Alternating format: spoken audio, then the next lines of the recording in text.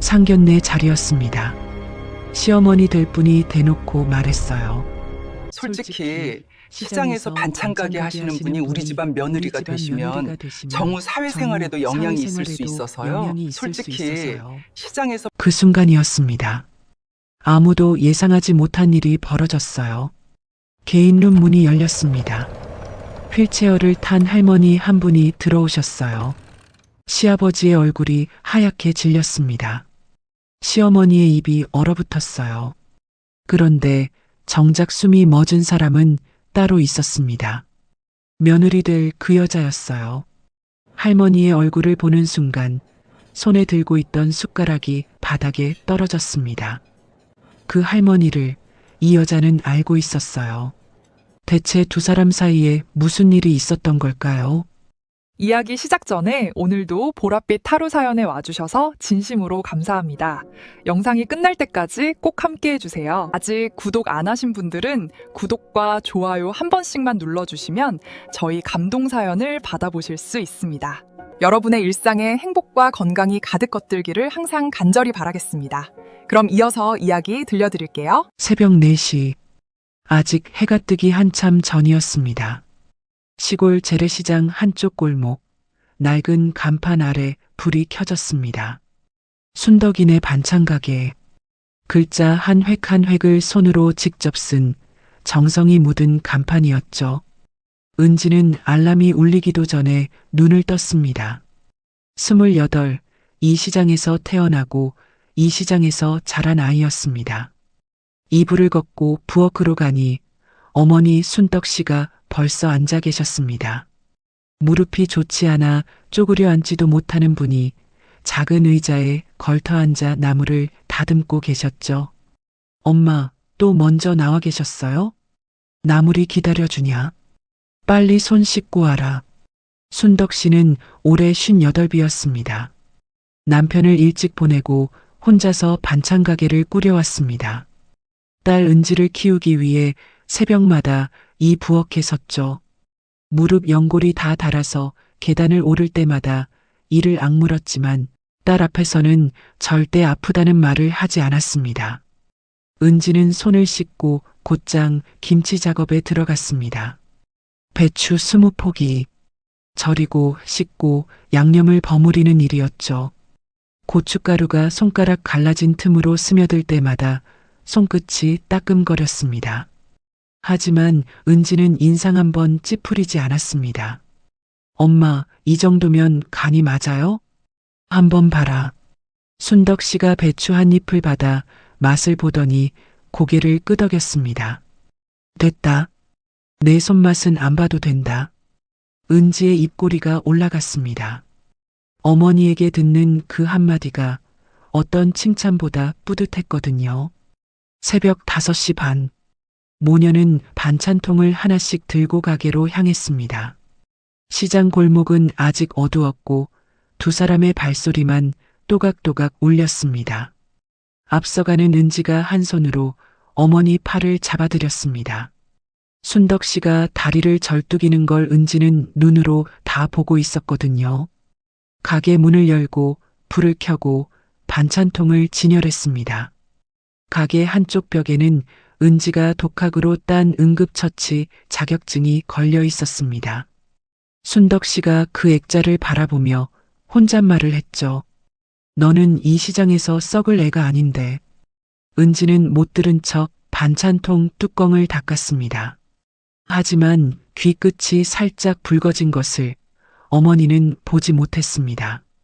아침 7시, 시장에 하나둘 불이 켜지기 시작했어요. 생선가게 아저씨가 얼음을 쏟아붓고 떡집 아주머니가 시루를 열었습니다. 비릿한 생선 냄새와 고소한 떡 냄새가 골목 안에 뒤섞였죠. 시장이 눈을 뜨는 시간이었어요. 은지는 반찬을 진열해 놓고 가게 앞을 쓸고 있었습니다. 그때 장바구니를 든 할머니 한 분이 가게 앞을 지나가셨어요. 할머니의 손이 떨리고 있었습니다. 장바구니가 한쪽으로 기울어 금방이라도 쏟아질 것 같았죠.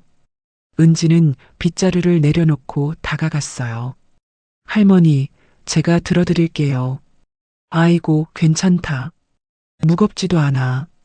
할머니는 사양하셨지만 은지는 이미 장바구니를 받아들고 있었습니다. 골목 끝까지 짐을 들어다 드리고 허리 숙여 인사하고 돌아왔어요. 이건 오늘만의 일이 아니었습니다. 은지는 매일 그랬어요. 혼자 장 보러 온 어르신의 짐을 들어드리고 다리 아픈 분에게는 가게 앞 의자를 내드렸죠. 여름에는 시원한 물을 건네고 겨울에는 따뜻한 국물을 한 그릇씩 돌렸습니다. 떡볶이집 사장이 그런 은지를 보며 말했어요. 은지, 너는 이 시장의 딸이야, 딸. 은지는 웃기만 했습니다. 칭찬을 들으면 귀보다 볼이 먼저 붉어지는 아이였거든요. 순덕 씨는 가게 안에서 그 모습을 지켜보고 있었어요. 가슴이 따뜻하면서도 한쪽이 아렸습니다. 딸의 마음씨는 어디 내놔도 빠지지 않을 텐데 이 좁은 시장 안에서만 빛나고 있는 것 같았거든요. 저 마음이면 시집가서도 잘할 텐데. 순덕 씨는 그 생각을 입 밖에 내지 않았습니다. 사실 은지에게는 1년째 만나고 있는 남자가 있었어요. 이름은 정우, 30살. 강남에 있는 대기업 본사에서 과장으로 일하는 사람이었죠. 주말마다 이 시골까지 차를 몰고 와서 은지를 만났습니다. 하지만 은지는 정우 이야기를 어머니에게 꺼내지 못하고 있었어요. 정우의 아버지가 대기업 계열사 대표라는 것, 어머니가 강남에서 이름 있는 분이라는 것. 그 말을 꺼내는 순간 어머니 얼굴에 어떤 그림자가 내려앉을지 은지는 너무 잘 알고 있었습니다. 가게 문 앞에 서서 시장 골목을 바라봤어요. 좁고 낡은 골목이었죠. 은지의 손에서는 고춧가루 냄새가 났고 앞치마에는 김치 국물 자국이 배어 있었습니다. 정우의 세계와 자신의 세계. 그 사이의 거리가 서울에서 이 시골까지의 거리보다 더 멀게 느껴졌어요. 저녁 8시. 가게 문을 닫고 집에 돌아오면 은지의 하루는 그제야 끝이 났어요. 순덕 씨는 먼저 방에 들어가 누우셨습니다. 하루 종일 서 있던 무릎이 퉁퉁 부어 있었죠. 은지는 어머니 방문 앞에 파스를 살짝 놓아두고 자기 방으로 들어갔어요. 휴대폰에 부재중 전화가 3통 찍혀 있었습니다. 모두 정우였어요. 은지는 침대에 걸터 앉아 전화를 걸었습니다. 신호음이 한번 울리기도 전에 정우가 받았어요. 은지야, 오늘 많이 힘들었어? 정우의 목소리는 늘 따뜻했습니다. 그 목소리를 들으면 하루의 고단함이 눈 녹듯 풀렸죠. 은지의 입꼬리가 저도 모르게 올라갔어요. 응, 오늘 김치 주문이 많아서 좀 바빴어. 고생했다. 주말에 내가 내려갈게. 잠깐 침묵이 흘렀습니다. 전화기 너머로 정우가 숨을 고르는 소리가 들렸어요. 뭔가 꺼내려는 사람 특유의 망설임이었죠. 은지야, 우리 이제 부모님께 인사드리자. 은지의 심장이 쿵 하고 내려앉았습니다. 알고 있었어요. 언젠가 이 말이 나올 거라는 걸요. 하지만 막상 듣고 나니 손끝이 차가워지는 것을 느꼈습니다. 정우야, 내 집안에서 나 같은 사람 괜찮겠어? 은지의 목소리가 작아졌어요. 이불 끝을 잡은 손가락에 힘이 들어갔습니다. 내가 결혼하는 거지, 집안이 결혼하는 게 아니야. 정우는 단호하게 말했어요. 그 말이 고마우면서도 은지의 가슴 한쪽은 여전히 무거웠습니다. 세상이 그렇게 단순하지 않다는 걸 은지는 알고 있었거든요. 우리 엄마가 걱정될까봐 그래. 은지야, 내가 다 잘할게. 믿어줘. 전화를 끊고 나서 은지는 한참 동안 천장을 바라봤어요. 형광등 불빛이 흐릿하게 눈에 번졌습니다. 자리에서 일어나 어머니 방 앞으로 갔어요. 문틈 사이로 순덕 씨의 고른 숨소리가 들렸습니다. 파스 냄새가 문 밖까지 퍼져 있었죠. 엄마, 나 결혼하고 싶은 사람이 있어. 그 말이 목구멍까지 올라왔다가 다시 가슴 안으로 내려갔습니다. 은지는 입술을 꾹 다물고 자기 방으로 돌아섰어요. 이불 속에 들어가 눈을 감았지만 잠이 쉽게 오지 않았습니다. 손끝에서 고춧가루 냄새가 났어요. 하루 종일 김치를 버무린 손이었죠. 이 손으로 정우의 손을 잡아도 되는 걸까? 그 생각이 머릿속을 떠나지 않았습니다. 며칠 뒤 평범한 오후였습니다. 점심 장사가 끝나고 시장이 한가해질 무렵이었어요. 은지는 가게 안에서 반찬통을 정리하고 있었죠. 순덕 씨는 안쪽에 앉아 콩나물 머리를 다듬고 계셨습니다. 바람 한 점 없는 늦은 오후, 시장은 조용했어요. 그때였습니다. 시장 입구 쪽에서 누군가의 비명이 들렸어요. 사람 살려요. 할머니가 쓰러졌어요. 은지의 몸이 먼저 반응했습니다. 손에 들고 있던 반찬통을 내려놓기도 전에 다리가 움직였어요. 앞치마를 두른 채 가게 밖으로 뛰어나갔죠. 시장 입구에 사람들이 둥글게 모여 있었습니다. 은지가 사람들 사이를 비집고 들어가자 바닥에 할머니 한 분이 쓰러져 계셨어요. 장바구니가 옆으로 넘어져 있었고 사과 두어 개가 바닥에 굴러가 있었습니다. 할머니의 얼굴은 하얗게 질려 있었고 입술이 파랗게 변해 있었죠. 은지는 할머니 곁에 무릎을 꿇었어요. 귀를 할머니 입 가까이 대봤습니다. 숨소리가 들리지 않았어요. 손목을 잡아봤지만 맥박도 느껴지지 않았습니다. 심장이 멈춘 거였어요. 은지의 등에 찬 소름이 돋았습니다. 하지만 손은 떨리지 않았어요. 벽에 걸어둔 그 자격증이 이 순간을 위한 것이었다는 걸 은지는 본능으로 알았습니다. 비켜주세요. 제가 할게요. 은지는 할머니의 가슴 위에 두 손을 폭에 얹었어요. 손바닥 아래로 갈비뼈가 느껴졌습니다. 하나, 둘, 셋. 온 체중을 실어 가슴을 눌렀어요. 하나, 둘, 셋, 넷. 은지는 소리내어 세면서 멈추지 않았습니다. 손바닥으로 전해지는 뼈의 감촉이 무서웠어요. 혹시 갈비뼈가 부러지면 어쩌나 그 생각이 머리를 스쳤죠. 하지만 멈출 수 없었습니다. 멈추면 이 할머니가 돌아오지 못한다는 것을 알고 있었으니까요. 이마에서 땀이 흘러 눈에 들어갔어요. 따가웠지만 손을 뗄 수 없었습니다. 팔이 떨리기 시작했죠. 시장 상인들이 숨을 죽이고 지켜보고 있었어요. 아무도 말을 하지 못했습니다. 은지의 손만이 시장 바닥 위에서 쉬지 않고 움직이고 있었죠. 1분. 할머니는 반응이 없었어요. 2분. 여전히 숨이 돌아오지 않았습니다. 은지의 눈에 눈물이 차올랐어요. 할머니, 제발이요. 제발 눈 떠주세요. 은지가 심폐소생술을 시작한 지 3분이 지났어요. 팔에 힘이 빠지기 시작했습니다. 하지만 손을 멈출 수는 없었죠. 그 사이 반찬 가게 안에서 소리를 들은 순덕 씨가 밖으로 나왔어요. 시장 입구에 사람들이 몰려 있는 게 보였습니다. 순덕 씨는 무릎을 잡고 한 발짝 내딛었어요. 그런데 다리가 말을 듣지 않았습니다. 아침부터 서 있던 무릎이 부어 있었거든요. 뛰고 싶었습니다. 딸이 저기서 무슨 일을 하고 있는지 보고 싶었어요. 하지만 몸이 따라주지 않았죠. 순덕 씨는 주머니에서 휴대폰을 꺼냈습니다. 떨리는 손으로 119를 눌렀어요. 여보세요, 119죠? 우리 시장이요. 시장 입구에 할머니가 쓰러졌어요. 목소리가 갈라졌습니다.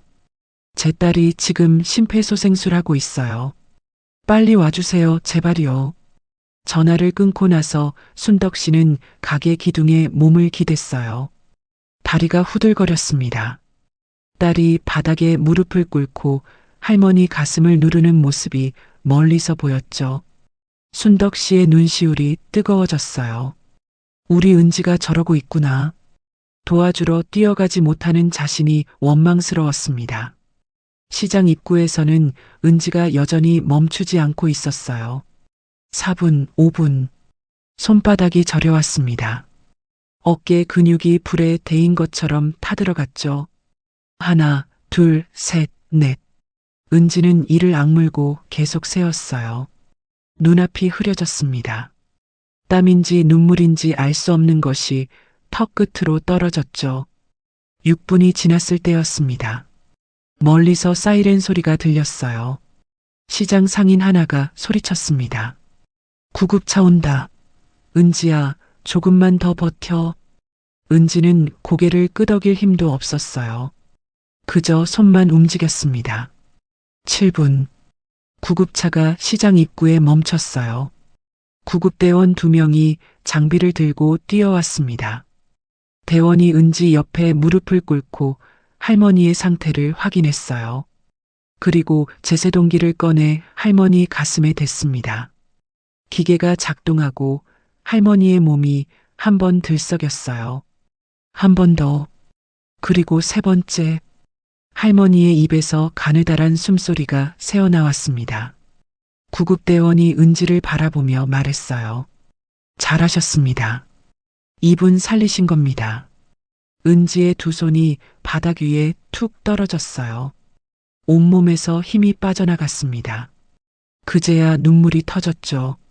소리 없이 주르륵 흘러내렸어요. 구급대원이 할머니를 들것에 올렸습니다. 할머니의 얼굴에 산소 마스크가 씌워졌어요. 파랗던 입술에 조금씩 혈색이 돌아오고 있었죠. 구급대원이 주위를 둘러보며 물었습니다. 보호자분 계세요? 아무도 대답하지 않았어요. 시장 상인들이 서로 얼굴만 쳐다봤습니다. 이 할머니가 누구인지 아는 사람이 없었던 거죠. 은지는 들것 위에 할머니를 내려다봤어요. 주름 깊은 얼굴, 거칠어진 손, 낡은 옷깃. 혼자 장을 보러 오셨던 거였습니다. 이 할머니를 기다리는 사람이 있기는 한 건지 가슴이 먹먹해졌어요. 제가 같이 갈게요. 은지는 앞치마를 벗으며 말했습니다. 구급대원이 고개를 끄덕였어요. 은지가 구급차에 오르려는 순간 뒤에서 순덕 씨의 목소리가 들렸습니다. 은지야. 돌아보니 어머니가 가게 기둥을 잡고 서 계셨어요. 멀리서도 눈이 빨갛게 부어 있는 게 보였죠. 엄마, 나 병원까지만 갔다 올게. 가게 부탁해요. 순덕 씨는 말없이 고개를 끄덕이셨습니다. 더 하고 싶은 말이 있는 얼굴이었지만 꼭 참고 계셨어요. 구급차 문이 닫혔습니다. 사이렌이 울리고 차가 시장 골목을 빠져나갔어요. 구급차 안은 좁고 흔들렸습니다. 장비에서 나는 소독약 냄새가 코를 찔렀죠. 은지는 할머니 옆에 앉아 할머니의 손을 잡았어요. 할머니의 손은 차가웠습니다. 뼈마디가 울퉁불퉁한 오랜 세월을 견뎌온 손이었죠. 은지가 두 손으로 감싸 체온을 전해드렸어요. 할머니의 눈꺼풀이 가늘게 떨렸습니다. 의식이 오락가락하는 것 같았어요. 할머니의 입술이 달싹거렸죠. 무슨 말을 하려는 것 같았지만 소리가 되지 못했습니다. 그 대신 할머니의 손가락이 은지의 손을 꼭 쥐었어요. 힘이 약했지만 놓지 않으려는 마음이 손끝에서 느껴졌습니다. 은지의 코끝이 시큰해졌어요. 병원에 도착했습니다. 할머니는 곧바로 응급실로 들어가셨어요. 은지는 복도 의자에 앉아 기다렸습니다. 1시간쯤 지나 간호사가 나와서 말했어요. 중환자실로 옮겼습니다. 보호자 연락처 아세요? 은지는 고개를 저었어요. 이름도 모르세요? 다시 고개를 저었습니다. 접수대에서 서류를 작성했어요. 보호자 연락처란에 자기 전화번호만 적었습니다. 그게 은지가 할 수 있는 전부였죠. 병원을 나서며 은지는 응급실 쪽을 한번 돌아봤어요. 이름도 모르는 할머니였습니다. 다시 만날 일도 없을 거라고 생각했죠. 시장으로 돌아오니 순덕 씨가 가게 앞에 서서 기다리고 계셨어요. 그 할머니 괜찮대? 살았어, 엄마. 살았어. 은지가 어머니를 안았습니다. 순덕 씨의 어깨에서 된장 냄새가 났어요. 그 냄새가 그렇게 따뜻할 수가 없었습니다. 서울 강남의 고급 아파트 23번째 층. 넓은 거실에 커다란 소파가 놓여 있었어요. 벽에는 값비싼 그림이 걸려 있었고 테이블 위에는 꽃이 꽂혀 있었습니다. 누가 봐도 부족한 것 없는 집이었죠. 이 집의 주인은 기태, 62살이었어요. 향토 기업 삼정그룹 계열사 대표이사. 아버지가 일군 사업을 물려받아 키운 사람이었습니다. 어깨가 넓고 목소리가 굵었지만 어머니 봉순 앞에서만은 고개를 들지 못하는 아들이었죠. 그의 아내 명숙, 59살. 강남 부인의 활동을 하며 체면을 목숨처럼 여기는 사람이었어요. 옷은 늘 명품이었고 머리카락 한 올까지 흐트러지는 법이 없었습니다. 입을 열면 남의 집안을 먼저 따졌고 자기 집안의 격을 한시도 놓지 않았죠. 명숙에게 시어머니 봉수는 불편한 존재였어요. 시골에서 농사짓던 분이셨거든요. 결혼 초부터 명숙은 시어머니의 투박한 말투가 창피했습니다. 손님이 올 때마다 시어머니를 안방에 들여보냈죠. 5년 전 명숙은 기태에게 말했어요. 어머님이 시골 고향집에서 사시는 게 어머님한테도 좋지 않겠어요? 공기도 좋고. 기태는 반대하지 않았습니다. 아내의 눈치를 보는 것이 습관이 된 사람이었거든요. 봉순 할머니는 그렇게 시골 고향집으로 보내졌어요. 혼자서요. 그 뒤로 기태는 매달 요양보호사 비용을 보냈습니다. 직접 찾아간 것은 설날과 추석뿐이었어요. 전화도 뜸했죠. 봉순이 심정지로 쓰러졌다는 연락을 받은 것은 병원 측에서였습니다. 은지가 남긴 전화번호로는 보호자를 찾지 못했고 할머니 소지품에서 아들의 번호를 찾아낸 거였어요. 기태가 병원에 도착한 것은 이틀이 지난 뒤였습니다. 급한 회의가 있다는 핑계였죠.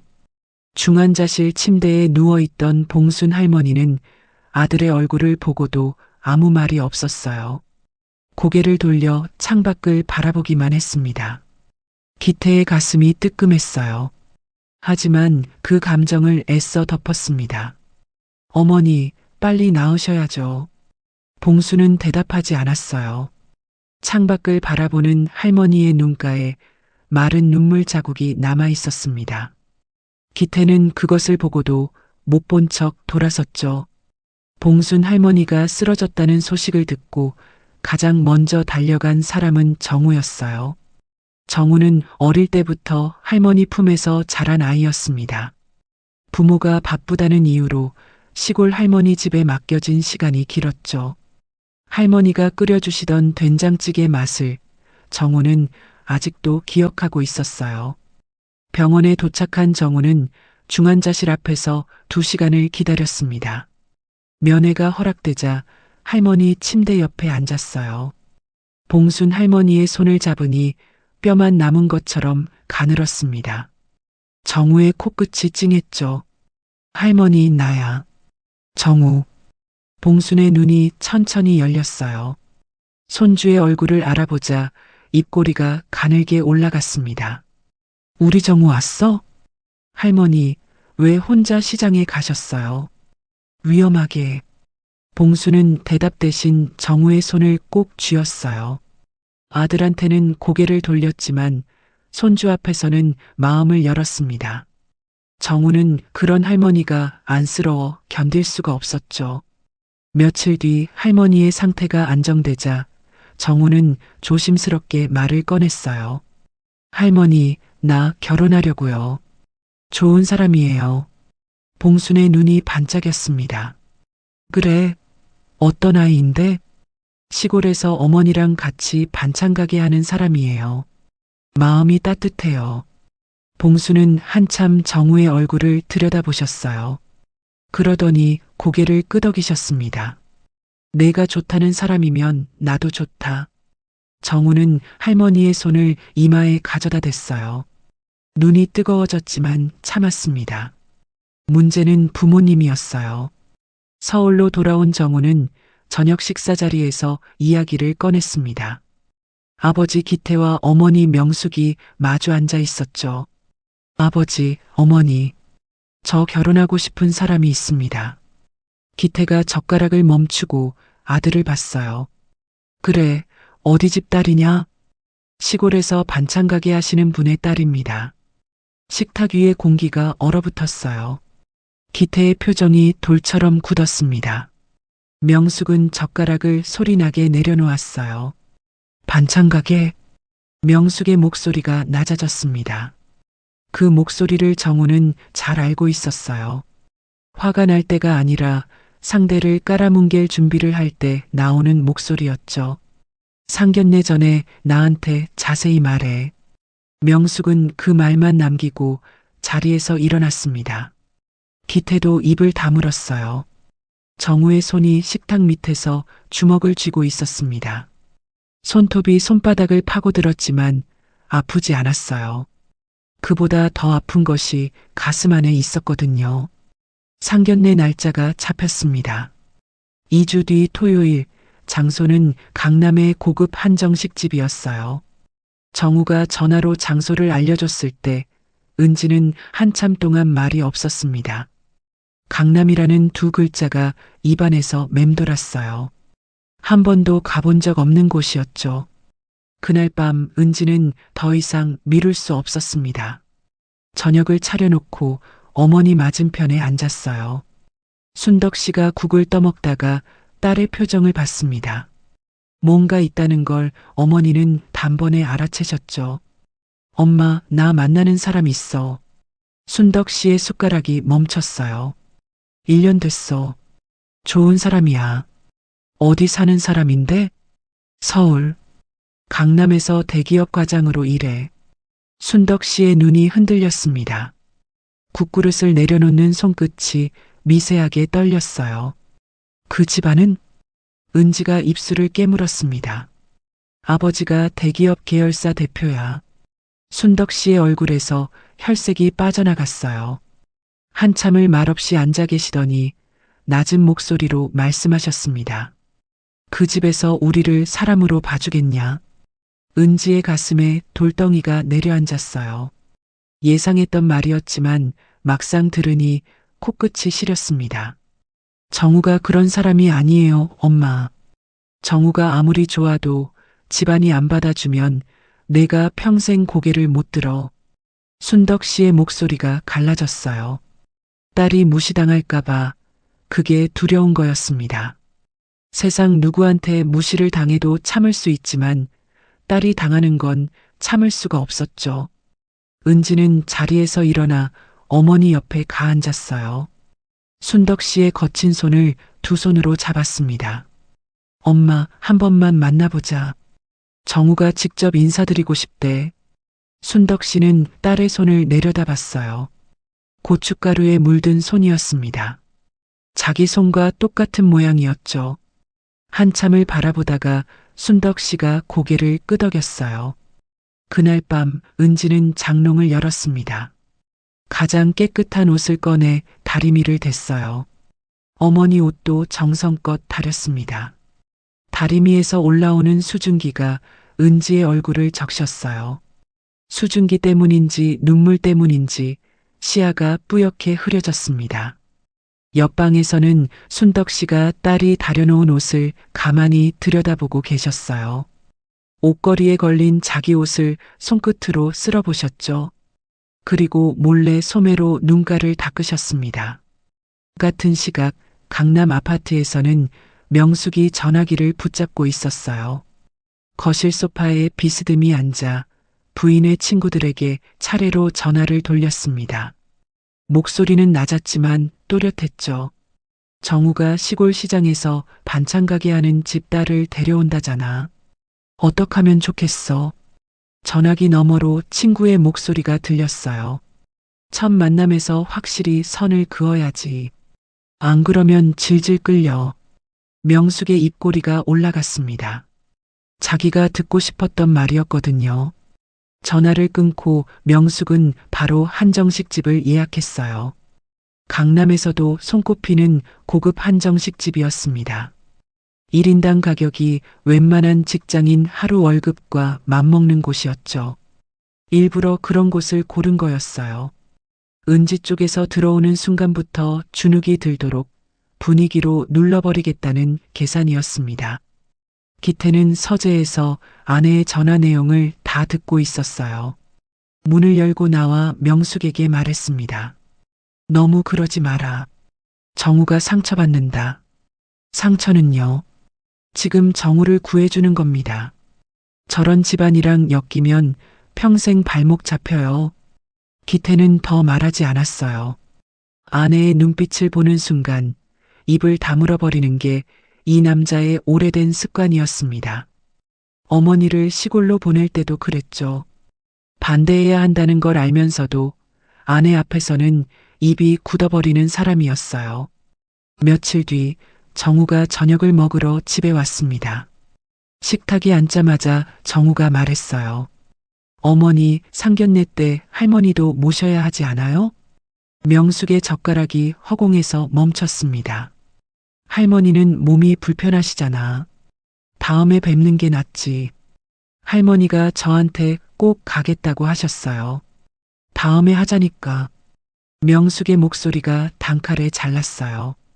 더 이상의 대화를 허락하지 않는 어조였습니다. 정우는 젓가락을 내려놓았어요. 입안이 바짝 말랐습니다. 아버지 기태를 봤지만 기태는 고개를 숙인 채 밥만 먹고 있었죠. 그날 밤 정우는 자기 방에서 할머니에게 전화를 걸었어요. 할머니, 상견례 날짜랑 장소 문자로 보내드릴게요. 전화기 너머로 봉순 할머니의 웃음소리가 들렸습니다. 그래, 알았다. 할머니가 꼭 갈게. 정우는 전화를 끊고 나서 창밖을 바라봤어요.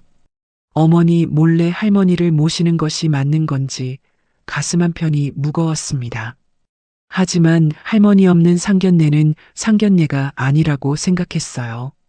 그 시각 시골 고향집에서 봉순 할머니는 오래된 장롱을 열었습니다. 안쪽 깊숙이 넣어뒀던 한복을 꺼내 조심스럽게 펼쳤어요. 주름진 손으로 한복의 구김을 쓸어내리셨죠. 그리고 장롱 바닥에서 봉투 하나를 꺼내 가방에 넣었습니다. 봉순의 눈빛이 단단해졌어요. 상견례 날이 밝았습니다. 은지와 순덕 씨는 새벽같이 일어나 준비를 했어요. 은지는 어머니의 머리를 정성껏 빗겨드렸습니다. 순덕 씨는 딸이 다려놓은 옷을 입고 거울 앞에 섰어요. 깨끗했지만 값비싼 옷은 아니었죠. 엄마 예뻐요. 이 나이에 무슨 예뻐. 가자.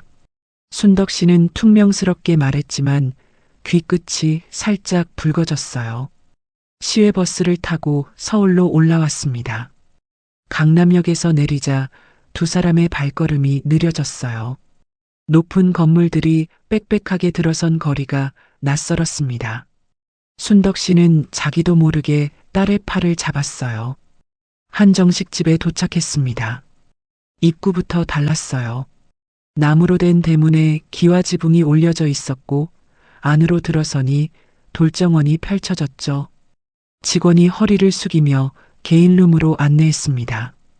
방 안에 들어서자 순덕 씨의 눈이 커졌어요. 넓은 원목 테이블 위에 도자기 그릇들이 세팅되어 있었습니다. 벽에는 수묵화가 걸려 있었고 은은한 향 냄새가 퍼져 있었죠. 순덕 씨가 자리에 앉으며 슬쩍 메뉴판을 열어봤어요. 숫자를 보는 순간 손끝이 차가워졌습니다.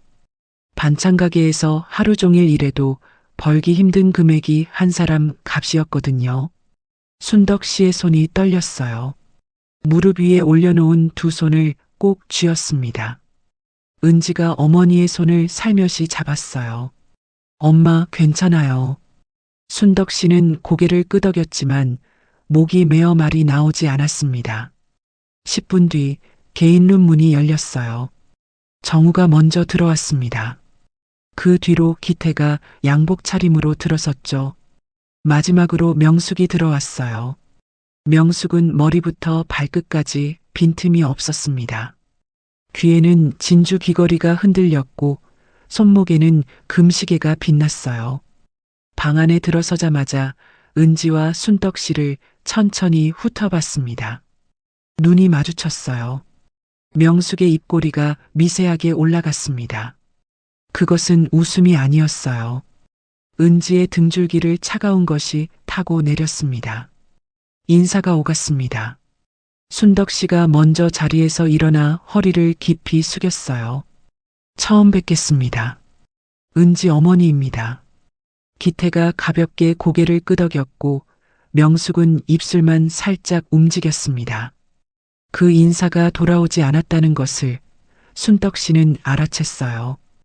허리를 펴는 순덕 씨의 눈빛이 한순간 흔들렸습니다. 음식이 나오기 시작했어요. 도자기 접시 위에 가지런히 놓인 전체 요리가 테이블을 채웠죠. 순덕 씨는 젓가락을 들었다가 내려놓기를 반복했어요.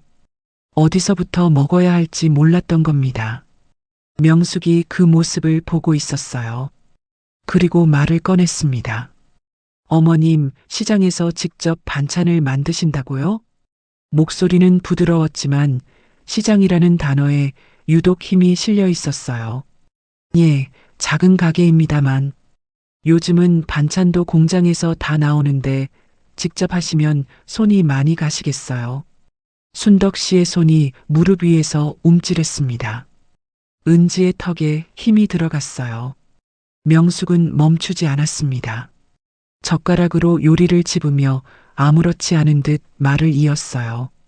정우가 회사에서 중요한 자리에 있어서요. 대외 행사도 많고 사모임도 있고 집안 내조가 보통이 아니거든요. 그 말의 뜻을 은지는 정확히 알아들었어요. 시장 반찬 가게의 딸이 감당할 수 있겠냐는 거였죠. 은지의 손톱이 치마천을 파고들었습니다. 기태가 물잔을 내려놓으며 입을 열었어요. 솔직히 말씀드려서 저희 집안에서 기대하는 며느리 조건이 좀 있습니다. 순덕 씨의 얼굴이 빨갛게 달아올랐어요. 귀끝까지 붉어졌습니다. 수저를 쥔 손이 미세하게 떨리고 있었죠. 정우가 참지 못하고 입을 열었어요. 아버지, 그만하세요. 어른이 말하는데 끼어들지 마라. 기태의 목소리가 낮게 깔렸습니다. 정우의 입이 다물어졌어요. 순덕 씨가 떨리는 목소리로 말을 꺼냈습니다. 저희 딸이 부족한 건 압니다만 그 순간이었어요. 개인룸 문이 바깥에서 열렸습니다. 기태의 얼굴이 하얗게 질렸어요. 명숙의 입이 반쯤 벌어진 채 굳어버렸습니다. 문 앞에 휠체어를 탄 할머니가 앉아 계셨어요. 한복을 곱게 차려입은 봉순 할머니였습니다. 방 안의 공기가 멈췄습니다. 봉순 할머니는 한복을 곱게 차려입고 계셨어요. 연보라색 저고리에 남색 치마. 오래된 한복이었지만 주름 하나 없이 다려져 있었죠. 정우가 할머니 휠체어 뒤에 서 있었습니다. 조용히 휠체어를 밀어 방 안으로 들어왔어요. 기태가 자리에서 벌떡 일어났습니다. 어머니, 왜 여기까지? 목소리가 갈라졌어요. 예상하지 못한 등장이었거든요. 봉순 할머니가 아들을 올려다봤습니다. 눈빛이 고요했어요. 화가 난 것도 슬픈 것도 아닌 단단하게 가라앉은 눈이었죠. 내 손주 결혼 상견례인데 내가 와서는 안 되냐? 기태의 입이 다물어졌어요. 대답하지 못하고 그 자리에 서 있었습니다. 명숙은 당황한 기색을 감추려 애썼어요. 재빨리 자리를 정리하며 웃음을 만들었죠. 어머님 오시면 미리 말씀해 주시지. 자리가 좁아서요. 봉수는 며느리의 말에 대답하지 않았습니다. 정우가 할머니를 기태 옆자리에 모셨어요. 봉순이 자리에 앉으며 고개를 천천히 돌렸습니다. 테이블 건너편을 바라봤어요. 그리고 은지와 눈이 마주쳤습니다. 은지의 심장이 멈춘 것 같았어요. 숟가락이 손에서 미끄러졌습니다. 도자기 그릇에 부딪히며 작은 소리가 났죠. 그 얼굴이었습니다. 시장 바닥에서 자기 손 아래에서 심장이 멈췄던 그 할머니. 구급차 안에서 떨리는 손으로 자기 손을 꼭 쥐었던 그 할머니. 은지의 눈이 크게 떠졌어요. 입술이 벌어졌지만 소리가 나오지 않았습니다. 온몸에 소름이 돋았어요. 봉순 할머니도 은지를 알아봤습니다. 할머니의 눈가가 떨렸어요. 입꼬리가 가늘게 올라갔습니다. 작게, 아주 작게 고개를 끄덕이셨어요. 그것은 인사이기도 했고 확인이기도 했습니다. 맞다, 나야. 그 고개짓이 그렇게 말하고 있었어요. 은지의 눈에 순식간에 물이 차올랐습니다. 하지만 아직 아무 말도 할 수 없었어요. 이 자리에서 무슨 말을 해야 하는지 머릿속이 하얗게 비어버렸거든요. 봉순 할머니는 은지에게서 시선을 거두고 천천히 테이블 위를 둘러봤어요. 그리고 입을 다물었습니다. 아직 때가 아니라는 듯 할머니는 조용히 앉아 계셨죠. 봉순 할머니가 자리에 앉자 명숙은 빠르게 머리를 굴렸어요. 분위기를 되돌려야 했습니다. 시어머니가 왔다고 해서 계획을 바꿀 명숙이 아니었죠. 명숙은 웃음을 만들며 입을 열었어요. 어머님, 오셔서 좋긴 한데요. 저희가 중요한 이야기를 하고 있었어요. 봉수는 고개만 살짝 끄덕였습니다. 말이 없었어요. 그 침묵이 명숙에게는 허락으로 보였던 거죠. 명숙은 다시 은지 쪽으로 시선을 돌렸어요. 그리고 이 자리를 끝내겠다는 듯 결정적인 말을 꺼냈습니다. 솔직히 말씀드릴게요. 명숙이 물잔을 내려놓았어요. 도자기 잔이 테이블에 닿는 소리가 또렷하게 울렸습니다. 시장에서 반찬 가게를 하시는 분이 우리 집안 며느리가 되시면 정후 사회생활에도 영향이 있을 수 있어서요. 방안이 조용해졌어요. 숨소리마저 멈춘 것 같았습니다. 순덕 씨의 얼굴이 하얗게 변했어요. 입술을 깨물고 계셨지만 턱이 떨리는 것을 감출 수 없었죠. 순덕 씨가 천천히 자리에서 일어나려 했습니다. 은지가 어머니의 팔을 잡았어요. 엄마. 은지의 목소리는 차분했습니다. 하지만 무릎 위에 놓인 손이 하얗게 질려 있었어요. 손톱이 손바닥을 파고들고 있었죠. 은지의 눈에 눈물이 차올랐지만 떨어뜨리지 않았습니다. 이를 악물고 참았어요. 어머니 앞에서 우는 모습을 보여주고 싶지 않았거든요. 정우가 의자를 밀치며 일어서려 했어요. 하지만 그보다 먼저 다른 소리가 났습니다. 테이블 위에 마른 손이 짚어졌어요. 뼈마디가 울퉁불퉁한 오래된 세월이 새겨진 손이었죠. 봉순 할머니가 몸을 일으키고 있었습니다. 휠체어의 팔걸이를 잡고 떨리는 다리로 천천히 일어섰어요. 정우가 부축하려 했지만 할머니가 손을 들어 막았습니다. 혼자 서겠다는 뜻이었어요. 봉순이 똑바로 섰습니다. 등이 굽은 작은 체구였지만 그 순간만큼은 방 안에서 가장 큰 사람이었어요. 명수가. 방 안의 공기가 얼어붙었습니다. 시어머니가 며느리를 이름으로 부른 것은 처음이었어요. 명숙의 얼굴에서 만들어 놓은 웃음이 순식간에 사라졌습니다. 기태의 숟가락이 그릇 위에 떨어졌어요. 그 소리가 조용한 방 안에 쨍하고 울렸죠. 봉순 할머니가 입을 열었습니다. 봉순 할머니의 눈이 며느리 명숙을 똑바로 바라봤어요. 떨리는 다리였지만 눈빛은 흔들리지 않았습니다. 석 달 전 일이다. 봉순의 목소리가 낮고 또렷하게 방 안을 채웠어요. 내가 시장에서 장을 보다가 쓰러졌어. 심장이 멈췄지. 명숙의 눈이 커졌습니다. 기태의 얼굴에서 핏기가 빠져나갔어요. 바닥에 누워서 아무것도 느끼지 못했어. 숨이 끊어진 거야. 봉순이 천천히 은지를 바라봤어요. 그때 이 아이가 달려왔어. 은지의 심장이 세차게 뛰었습니다. 관자놀이가 욱신거렸어요. 앞치마를 두른 채로 반찬 가게에서 뛰어나와서 내 가슴을 눌러줬어. 7분을 멈추지 않았어. 봉순의 목소리가 갈라졌어요. 하지만 끝까지 말을 이었습니다. 손바닥으로 내 갈비뼈를 누르면서 울면서 할머니 제발 눈 떠주세요 하고 매달렸어. 방 안에 아무 소리도 없었어요. 명숙의 입이 반쯤 벌어진 채 다치지 않았습니다. 구급차가 올 때까지 이 아이가 내 심장을 대신 뛰게 해줬어. 그리고 구급차에 같이 타고 병원까지 따라왔어. 봉순의 눈에서 눈물이 한 줄기 흘러내렸어요. 주름진 볼을 타고 천천히 떨어졌습니다. 이름도 안 물었어. 누구냐고 묻지도 않았어. 보호자 연락처에 자기 전화번호만 남기고 그냥 돌아갔어. 봉순이 은지에게 한 걸음 다가섰어요. 은지는 자리에서 일어나지 못했습니다. 다리에 힘이 풀려 있었거든요. 봉순이 은지의 손을 잡았어요. 고춧가루에 물들고 갈라진 손이었습니다. 봉순은 그 손을 두 손으로 감싸쥐었어요. 시장 장사하는 집안이라고 무시했지? 봉순이 고개를 돌려 명숙을 봤습니다. 명숙의 몸이 움찔했어요.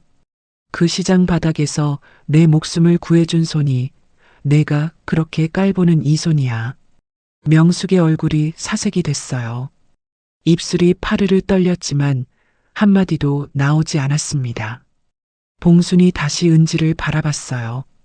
은지의 볼 위로 눈물이 쉴 새 없이 흘러내리고 있었습니다. 할머니가 거칠고 마른 손으로 은지의 눈물을 닦아주셨어요. 아가, 고맙다. 은지의 입술이 떨렸습니다. 목구멍이 막혀 말이 나오지 않았어요. 고개만 끄덕였습니다. 한 번, 두 번, 세 번. 순덕 씨가 두 손으로 입을 감싸고 소리 없이 울고 있었어요. 정우의 눈에서도 눈물이 흘렀습니다. 방 안에 흐느끼는 숨소리만 가득했어요. 봉순 할머니가 은지의 손을 놓지 않은 채 다른 손으로 가방을 열었어요. 안에서 봉투 하나를 꺼냈습니다. 낡은 갈색 봉투였어요. 모서리가 달아 있었죠. 봉순이 봉투에서 종이 한 장을 꺼내 테이블 위에 놓았습니다. 이건 119신고 녹취록이야. 기태가 고개를 들었어요. 명숙의 시선도 종이 위에 멈췄습니다. 내가 퇴원하고 나서 소방서에 부탁했어. 그날 나를 살려준 사람이 누군지 알고 싶어서. 봉순의 목소리가 차분했어요. 하지만 종이를 짚은 손끝이 미세하게 떨리고 있었습니다. 여기 적혀 있어. 신고자의 목소리가. 봉순이 녹취록의 한 줄을 손가락으로 짚었어요. 우리 시장 입구요. 할머니가 쓰러졌어요. 제 딸이 지금 심폐소생술하고 있어요. 빨리 와주세요, 제발요. 봉순이 고개를 들어 순덕 씨를 바라봤습니다. 이 목소리가 이 어머니예요. 순덕 씨의 몸이 굳었어요. 두 손으로 무릎을 꼭 잡고 계셨습니다. 입술이 떨리고 있었죠. 이 어머니가 119에 전화하지 않았으면 구급차는 오지 못했어요. 봉순이 천천히 순덕 씨 쪽으로 몸을 돌렸습니다. 다리가 아파서 뛰어오지 못하셨다면서요. 그래서 전화를 하신 거라면서요. 순덕 씨의 눈에서 눈물이 쏟아졌어요. 두 손으로 얼굴을 감쌌습니다. 어깨가 들썩이며 소리 없이 울고 계셨죠. 봉순이 말을 이었어요. 딸은 내 가슴을 눌러서 심장을 살렸고 어머니는 전화를 걸어서 구급차를 부르셨어요. 모녀가 함께 내 목숨을 구한 거예요. 방 안이 고요했습니다. 그 고요 속에 순덕 씨의 흐느끼는 숨소리만 흘렀어요. 은지가 자리에서 일어나 어머니 곁으로 갔습니다. 순덕 씨를 안았어요. 순덕 씨의 어깨가 작게 느껴졌습니다. 새벽마다 반찬을 만들고 무릎이 아파도 서 있고 딸이 무시당할까봐 밤잠을 설치던 그 어깨가요. 은지의 입에서 말이 나오지 않았어요. 그저 어머니를 아는 채 함께 울었습니다. 봉순 할머니가 순덕 씨를 바라보며 말했어요. 딸을 그렇게 키워주셔서 감사합니다. 순덕 씨가 얼굴을 들었어요. 눈이 벌겋게 부어 있었습니다. 봉순 할머니를 바라봤죠. 봉순이 순덕 씨에게 허리를 숙였어요. 84세 할머니가 58배 어머니에게 고개를 숙인 거였습니다. 순덕 씨가 허겁지겁 손을 내저었어요. 아이고, 이러시면 안 됩니다. 일어나세요. 봉수는 고개를 든 뒤 순덕 씨의 손을 잡았습니다. 두 어머니의 거친 손이 포개졌어요. 한쪽은 나무를 다듬어 갈라진 손이었고 한쪽은 세월에 닳아 마른 손이었죠. 그 손 위로 두 사람의 눈물이 떨어졌습니다. 방 안에 흐느끼는 소리가 가라앉을 무렵이었어요. 봉순 할머니가 천천히 고개를 돌렸습니다. 아들 기태를 바라봤어요. 기태는 고개를 숙이고 있었습니다. 이마에 식은땀이 맺혀 있었어요. 아버지 자리에, 대표이사 자리에 앉아 있던 남자가 어머니 앞에서 한없이 작아져 있었죠. 기태야. 봉순의 목소리가 조용했어요. 화를 내는 것보다 더 무거운 목소리였습니다. 내가 쓰러진 날 병원에서 연락이 갔을 거다. 기태의 어깨가 움찔했어요. 내가 온 건 이틀 뒤였지. 기태의 입술이 파르르 떨렸습니다. 변명을 하려 했지만 입에서 소리가 나오지 않았어요. 회의가 있어서 못 왔다고 했지. 회의가 어미 목숨보다 중하더냐. 기태의 눈이 빨갛게 물들었어요. 코끝이 시큰거렸습니다. 입을 열었지만 나온 것은 말이 아니라 신음에 가까운 소리였죠. 기태가 의자를 밀고 자리에서 일어났습니다. 그리고 어머니 봉순 앞에 무릎을 꿇었어요. 양복 바지의 무릎이 바닥에 닿았습니다. 어머니, 죄송합니다. 목소리가 갈라졌어요. 62살의 아들이 84세 어머니 앞에서 어린아이처럼 고개를 떨구고 있었습니다. 봉수는 아들의 머리를 내려다봤어요. 한참을 바라보셨습니다. 눈물도 없었고 용서한다는 말도 없었어요. 다만 아들의 어깨가 떨리는 것을 가만히 지켜보고 계셨죠. 봉순이 고개를 돌려 명숙을 봤습니다. 명숙은 굳은 얼굴로 앉아 있었어요. 두 손이 무릎 위에서 하얗게 질려 있었죠. 명숙의 몸이 딱딱하게 굳었습니다. 내가 나를 시골로 보내놓고 5년 동안 한 게 뭐냐? 명숙의 입술이 달싹거렸어요. 하지만 말이 나오지 않았습니다. 요양보호사 비용 보내는 게 효도인 줄 알았냐? 명절에 한 번 와서 얼굴 비추는 게 도리인 줄 알았냐? 봉순의 목소리가 떨렸지만 한마디 한마디가 또렷했어요.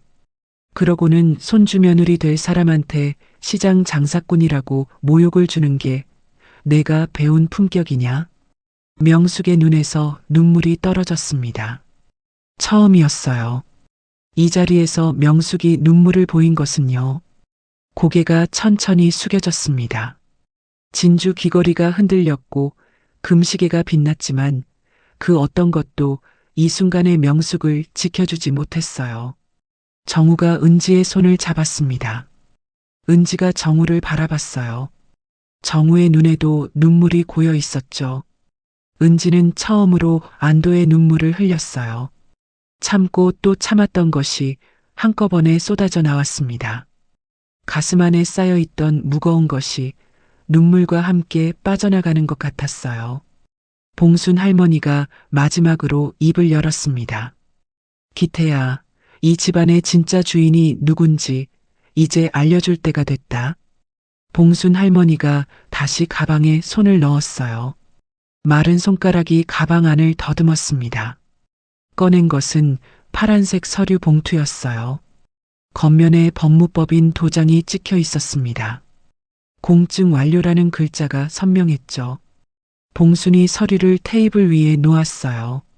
이건 유언장이다. 기태의 얼굴이 하얗게 질렸습니다. 명숙의 눈이 서류 위에 박혔어요. 너희 아버지가 세상 뜨기 전에 남긴 것이 있어. 봉순의 목소리가 담담했어요.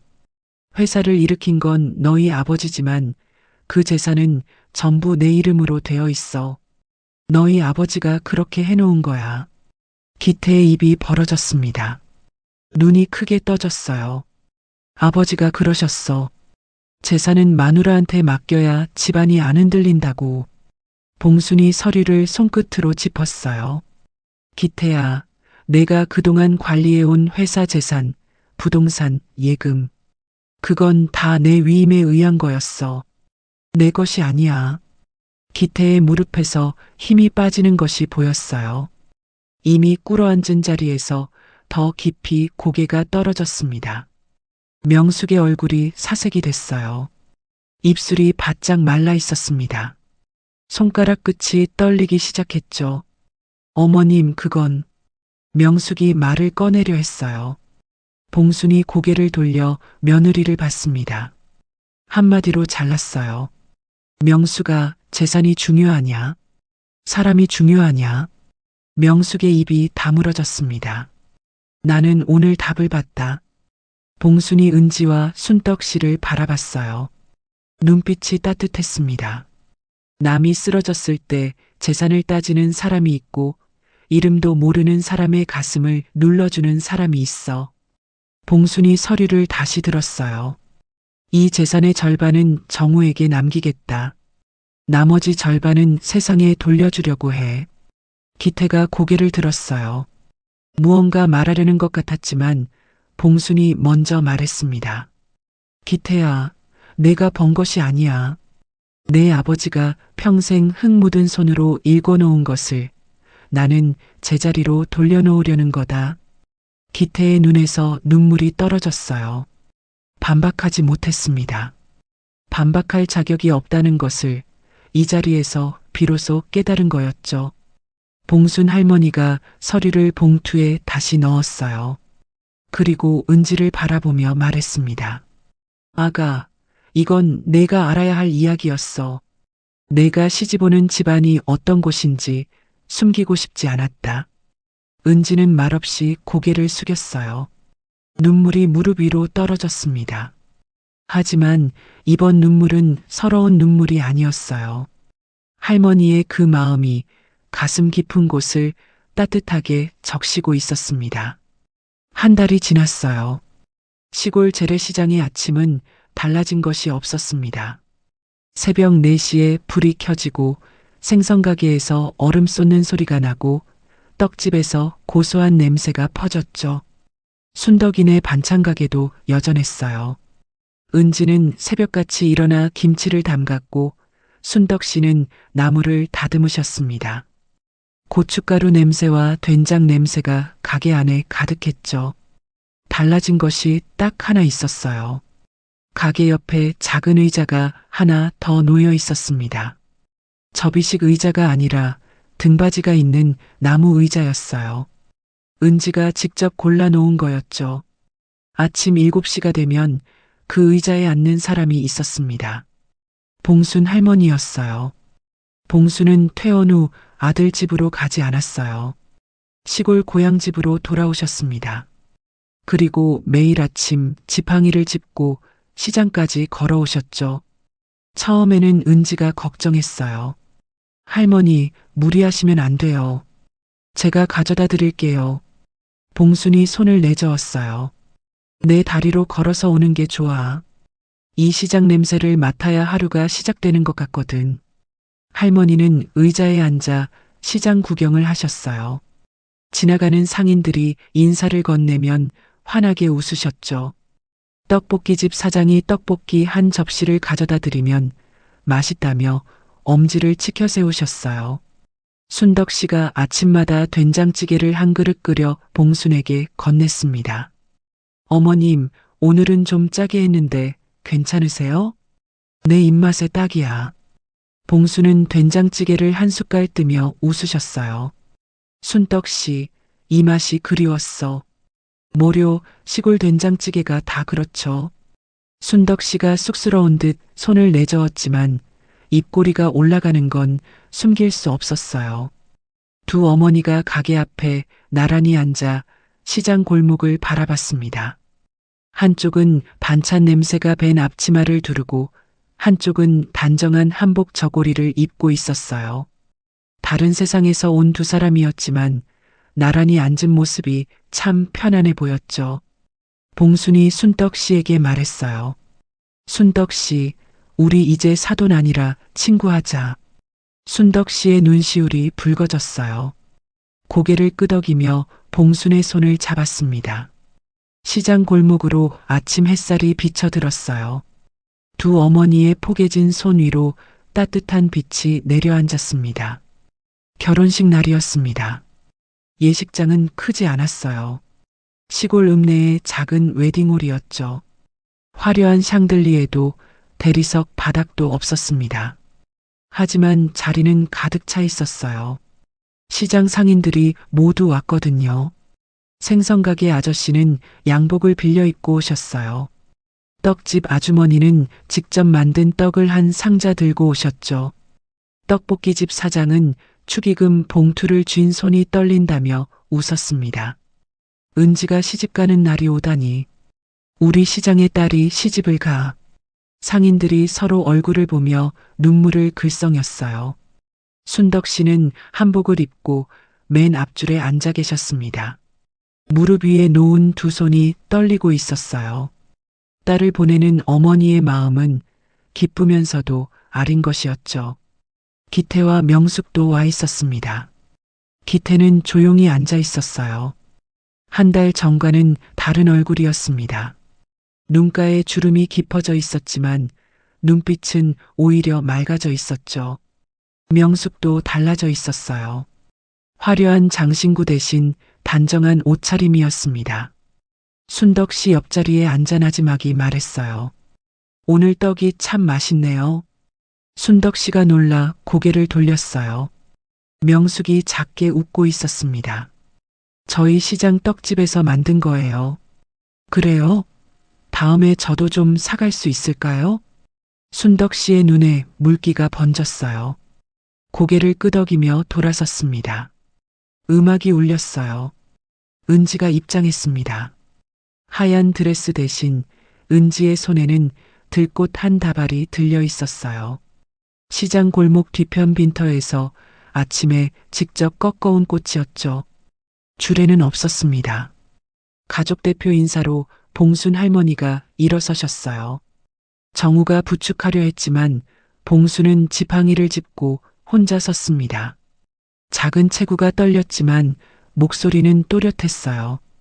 이 아이는 시장 바닥에서 내 심장을 다시 뛰게 해준 사람입니다. 하객들이 숨을 죽였어요. 세상에서 가장 귀한 손은 비싼 반지를 낀 손이 아닙니다. 사람을 살리는 손입니다. 이 아이가 그걸 가르쳐 줬어요. 봉순의 눈에서 눈물이 흘렀어요. 웃으면서 우는 얼굴이었습니다. 은지가 할머니에게 다가가 안았어요. 봉순의 작은 등을 두 팔로 감쌌습니다. 할머니의 심장 소리가 은지의 가슴에 전해졌어요. 석 달 전 자기 손으로 되살린 그 심장이 지금 이렇게 뛰고 있었습니다. 순덕 씨가 울었어요. 기태가 고개를 숙였습니다. 명숙이 처음으로 은지에게 다가왔어요. 잘 부탁한다, 은지야. 은지의 눈에서 눈물이 쏟아졌습니다. 고개를 숙여 인사했어요. 감사합니다, 어머님. 은지가 들꽃 다발을 들고 웃었습니다. 시장 골목에서 피어난 꽃처럼 환하게요. 결혼식이 끝난 뒤였어요. 봉순 할머니가 시장 반찬 가게를 찾았습니다. 가게 벽에 걸린 응급처치 자격증 옆에 작은 액자를 하나 더 걸었어요. 액자 안에는 흑백 사진 한 장이 들어 있었습니다. 구급차 안에서 은지가 할머니의 손을 잡고 있는 모습이었어요. 구급차 내부 카메라에 찍힌 사진이었죠. 봉순이 액자를 가만히 바라봤어요. 손끝으로 사진 속 은지의 손을 쓸어보셨습니다. 고맙다, 아가. 시장 골목으로 오후 햇살이 길게 비쳐들었어요. 액자 위에 빛이 내려앉았습니다. 두 사람의 손이 맞잡힌 그 사진 위로 따뜻한 빛이 오래도록 머물렀습니다. 오늘의 사연은 여기까지입니다.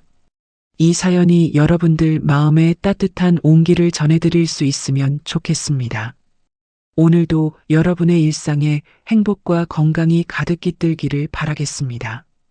보랏빛 하루 사연이었습니다. 감사합니다.